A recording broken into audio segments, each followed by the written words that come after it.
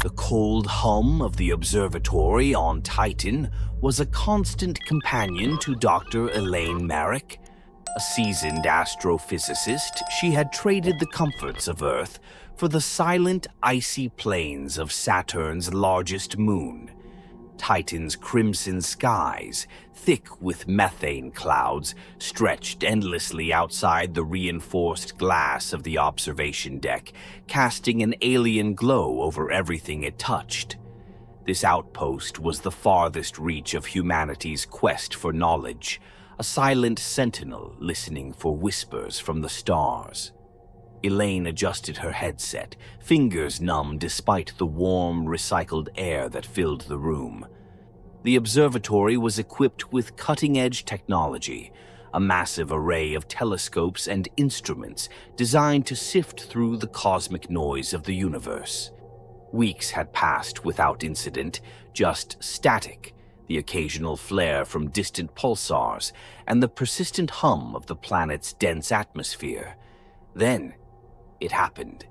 The first anomaly appeared as a tremor on her screen, a faint, oscillating signal punctuated by deep, rhythmic pulses. Elaine's heart quickened, her mind racing with the possibilities. A signal that repeated itself could only mean one thing: an intelligence behind it. She hit the intercom, the urgency sharpening her voice. "Raj, I need you in here now. We've got something." Minutes later, Dr. Raj Patel entered, his eyes already scanning the monitors.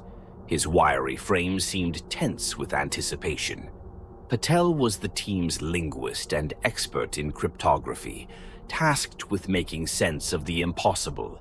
He stood in silence for a moment, the light from the console casting eerie shadows across his face. "It's not random," Elaine said, pointing to the visual pattern of the waveforms. "It's structured, repeating at irregular intervals. But it's off." Patel leaned in, adjusting his glasses as he traced the pattern with a fingertip. "This isn't a natural phenomenon. No cosmic event looks like this." He glanced at her, a glint of excitement tempered by something darker, a flicker of fear that mirrored her own. They worked in tandem, calibrating the equipment to filter out noise and hone in on the source. Every adjustment seemed to amplify the unnatural cadence of the signal, a sound that clawed at the edges of reason. Hours passed. Elaine's eyes burned from staring at the screens, her pulse drumming steadily in her ears. With every loop of the signal, an unsettling realization sank deeper into her bones. The message wasn't just repeating, it was responding. As they fine-tuned their instruments, the signal's intervals adjusted, almost as if it were aware of their scrutiny. The intercom crackled to life, making them jump. Dr. Jonas Veldt's voice came through, laced with fatigue and skepticism. "What's all this noise about? I hope you're not wasting resources on another quasar burst." Elaine's jaw tightened. Jonas's pragmatic approach often came across as dismissive, but she couldn't afford his doubt today. "Come to the control room, Jonas. This is different. And hurry." Moments later, Jonas appeared, his tall frame backlit by the harsh fluorescence. He crossed his arms, eyes darting between Patel and Elaine.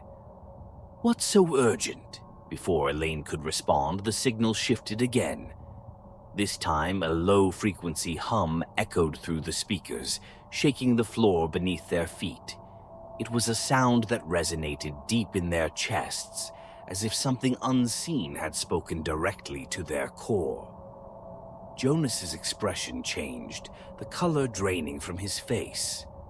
"That's not possible," he muttered, stepping closer to the console. "Is that a voice?" Patel nodded, his fingers flying over the keyboard as he tried to break down the frequencies into coherent data. "It's not a voice in any traditional sense, but it's modulated like one. Listen." He isolated a series of pulses and played them through the speakers. A shiver ran down Elaine's spine as the sound filled the room, a deep, guttural vibration that seemed to whisper in an ancient, unknowable language. Elaine swallowed hard. The excitement of discovery had morphed into a gnawing dread. The message they were unraveling wasn't welcoming. It carried an undercurrent of menace, a note of warning so profound it was palpable. Jonas stepped back, eyes wide. If this is a signal, where's it coming from? Elaine's hand trembled as she brought up the spatial tracking data. A red dot blinked at the edge of their chart, far beyond the reaches of their own Milky Way. The Andromeda Galaxy. "It's not local," she whispered, unable to tear her eyes away from the screen. "It's from another galaxy." Silence fell over them, heavy and suffocating. In that moment, the vastness of space felt crushing, the distance between them and the signal, a cold reminder that whatever intelligence had sent it was inconceivably powerful, and now they had noticed. Suddenly, the signal changed, a final pulse spiking across the monitor before it stilled. A moment later, every sensor in the room surged with activity. Warnings flashed red, systems blared with urgent alerts, and the air itself felt charged with electricity. Patel's eyes met Elaine's, pupils dilated with terror. "It's not just a signal," he said, voice breaking. "It's an invitation." Outside the observatory, Titan's horizon shifted. Shapes began to coalesce in the distance, black against the orange haze, moving with an unnatural fluidity. The room was cloaked in a stifling silence, punctuated only by the low thrum of machinery and the occasional clatter of Patel's fingers on the keyboard. Dr. Elaine Merrick sat back in her chair, the glow of the monitor reflecting off her strained eyes. The signal had gone from a scientific marvel to a haunting enigma overnight. The pattern wasn't just complex, it was alive, shifting in ways that seemed to mock their efforts to understand it. Raj Patel hunched over a secondary screen, eyes wide behind his smudged glasses. Hours had passed since the signal first resonated through their research station, yet the adrenaline coursing through his veins kept him from acknowledging exhaustion. Every frame of the waveform held secrets, and the deeper he dug, the more those secrets seemed to stare back at him, taunting. "I think I've isolated a core structure," Patel finally said, his voice thin and strained. He adjusted the display, showing a cascading series of pulses that rose and fell like a heartbeat, each one layered with subharmonic tones. "It's not just noise. These are phonetic markers." Elaine leaned forward, brows knitting as she studied the oscillating waveforms. The tones were unsettling, vibrating in a way that made the air feel thicker. Her hand found its way to her chest, where the pressure seemed to intensify. "It's too complex for a simple language," she murmured. "This is layered, multifaceted. It's almost like a dialogue." A sudden clattering noise made them both jump. Dr. Jonas Velt had dropped a wrench on the metal floor, his face drawn and pale as he stared at them. He'd been working to reinforce the station's structural supports, muttering about the strange tremors they'd felt earlier. "If it's a dialogue, who's it with?" Jonas's voice was hollow, almost drowned by the gentle hum of the consoles. Patel didn't respond immediately. Instead, he adjusted the audio settings and hit play. The sound that filled the room was deeper this time, almost guttural, carrying a resonance that felt like it reached into the marrow of their bones. The pulses grew in intensity, followed by long pauses that hinted at something waiting for a reply. "It's responding to us," Patel said, breaking the silence. "Every time we interact with it, the sequence adapts. It's learning." Elaine shivered. The air inside the observation deck, despite its temperature-controlled environment, felt colder than Titan's surface outside. She pushed back her chair, the wheels scraping the floor as she stood. "This isn't just a signal we're picking up," she said, voice wavering. "We've triggered something. It's aware of us." A rapid beeping erupted from one of the monitors, indicating a spike in the frequency modulation. Patel's eyes darted to the display, then widened as a new layer of sound emerged, a whisper, barely audible, threaded through the static. It wasn't human, but it was there, a sharp, guttural exhalation that echoed in their ears. Elaine felt the world tilt. It was as if the whisper reached out and grazed her consciousness, leaving an icy trail of fear. The words were unintelligible, yet the intent behind them was unmistakable. Anger, or perhaps hunger. "I need to document this," Patel said, trying to keep his hands from shaking as he typed. "This could be our greatest discovery, or our doom." Jonas shook his head, pacing now, the sharp clank of his boots against the metal floor making the others flinch. "What do we tell Earth? That we've found a signal from Andromeda that's trying to talk to us? That it's intelligent and might be hostile?" He snorted, though there was no humor in it. "They'd never believe us, not until it's too late." "Then we need proof," Elaine said, steeling herself. She turned to Patel. "Can we isolate the source data and map its transmission trajectory? If it's coming from Andromeda, it's likely centuries old, right? There's no immediate threat." Patel frowned, shaking his head. "That's what I thought too, but the data packets indicate a level of precision we've never seen before. These messages are being transmitted in real time." Elaine's stomach clenched. Real time. That meant whatever was out there wasn't a relic of some long-extinct civilization. It was alive, communicating with them across the vastness of space. The room seemed to constrict around them, the dim lights flickering as if the station itself felt their dread. Suddenly, Patel's console blinked with a new alert. The screen filled with numbers and characters, but it was what sat in the middle of the display that made them all freeze. An image, crude and pixelated, formed from the binary input of the signal. It was a symbol, an eye with 3 pupils surrounded by jagged, spiraling lines. "It's a marker," Elaine whispered, tracing the outline with a trembling finger. "A warning. Or a declaration."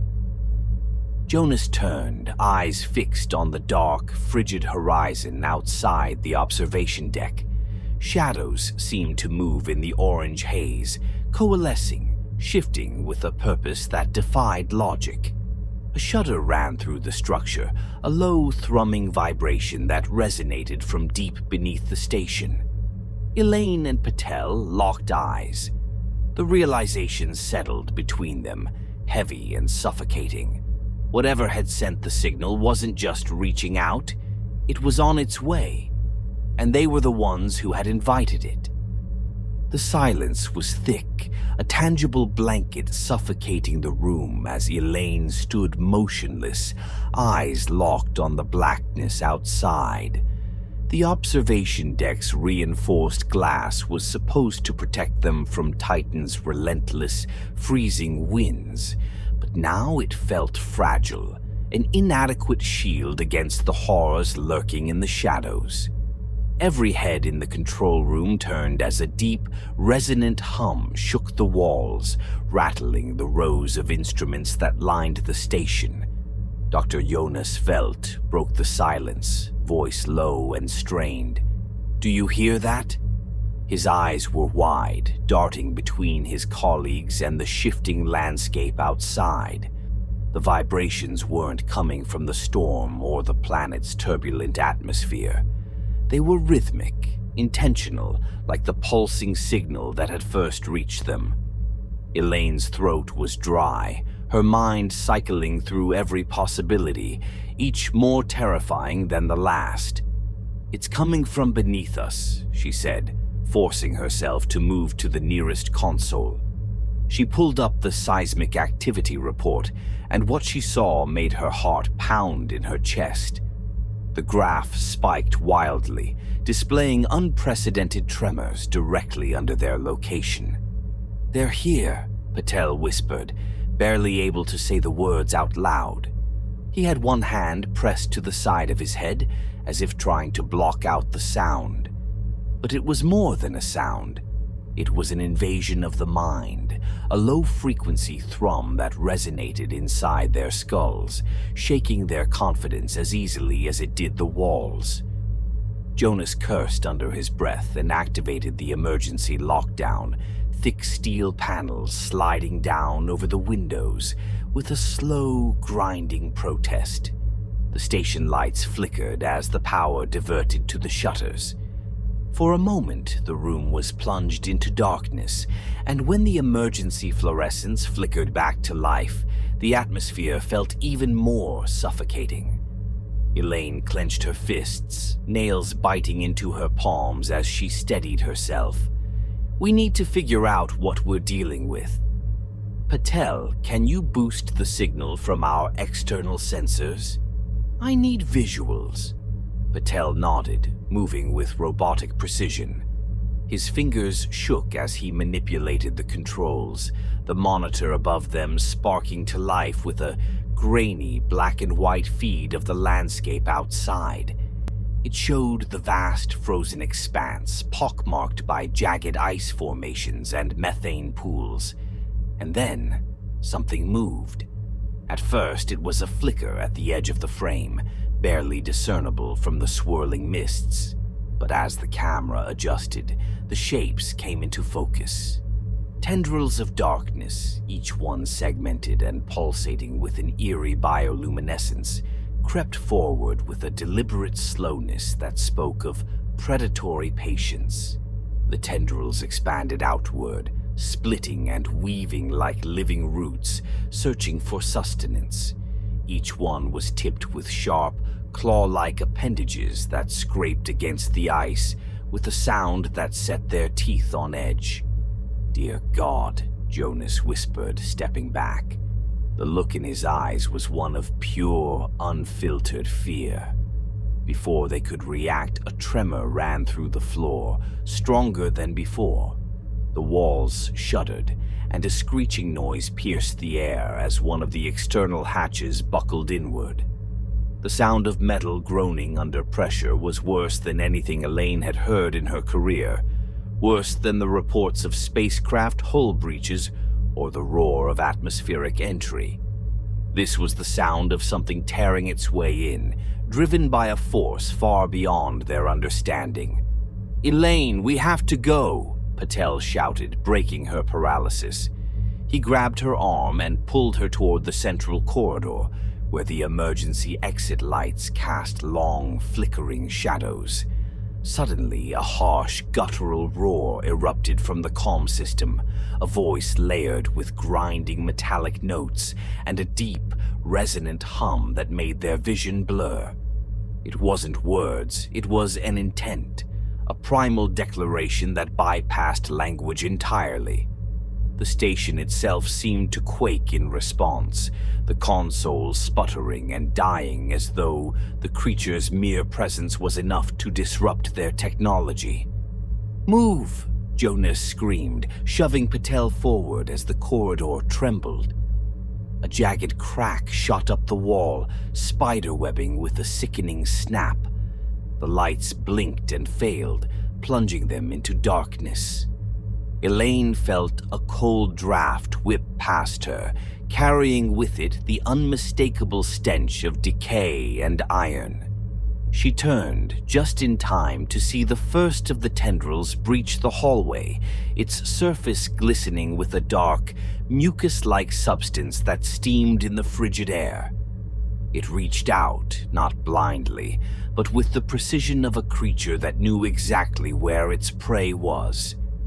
Patel's scream was cut short as a tendril lashed around his waist, yanking him into the darkness before anyone could stop it. His eyes were wide with shock and horror, fingers clawing at empty air until there was nothing left but silence. Elaine's breath caught in her throat, the moment stretching out in terrible, slow-motion clarity. "Go, go, go!" Jonas shouted, breaking her trance. They bolted down the corridor, the echoes of Patel's fate ringing in their ears. The emergency lights flickered to life, casting a hellish red glow that only heightened the feeling of being hunted. They burst into the command center, slamming the reinforced door shut behind them. Elaine's chest heaved as she struggled to catch her breath, eyes darting to the monitor that still showed the external feed. The landscape outside was alive with movement. Shadows unfurled from the darkness, shapes that defied logic or biology, writhing masses that pulsated and shifted like a single malevolent organism. "It's not just one of them," Jonas said, voice trembling as he sank to his knees. "It's a swarm." Elaine's heart sank. The signal hadn't been a discovery, it had been a summons. And now, with a sense of helpless certainty, she realized that their station, their mission, was merely the beginning of something far greater. An incursion, a first step in an alien intelligence's unfathomable plan. Outside, the ice cracked, and the station shuddered as more of the creatures advanced, their hunger palpable. There would be no escape. Not for them, not for Earth. The stars had sent a message and they had answered. Now they would pay the price. The silence after the chaos was unbearable. Dr. Elaine Merrick stood in the command center, chest heaving, eyes fixed on the cracked monitor displaying the twisted horror outside. The last remnants of their communication systems had fizzled and died minutes ago, leaving only a broken static that sounded almost like a whispered chant, teasing the edges of her sanity. The red emergency lights cast a hellish glow over everything, painting the room in hues of blood and despair. Jonas was slumped against the far wall, head bowed as if in prayer. His breaths came shallow and ragged, each one a testament to the effort it took to hold back the wave of fear threatening to crush him.